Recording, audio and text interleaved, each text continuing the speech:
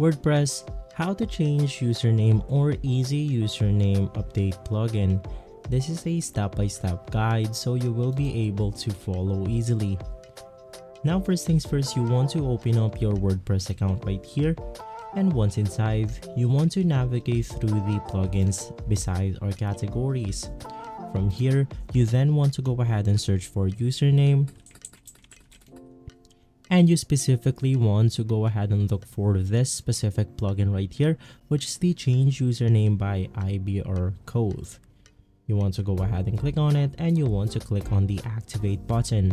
Now after activating this specific plugin, you then want to head over to the users category, and from here you can then go ahead and see an additional option called change username. Now using this plugin is really simple. All you have to do is to go ahead and click on a specific user, and from there you can now go ahead and type out the new username.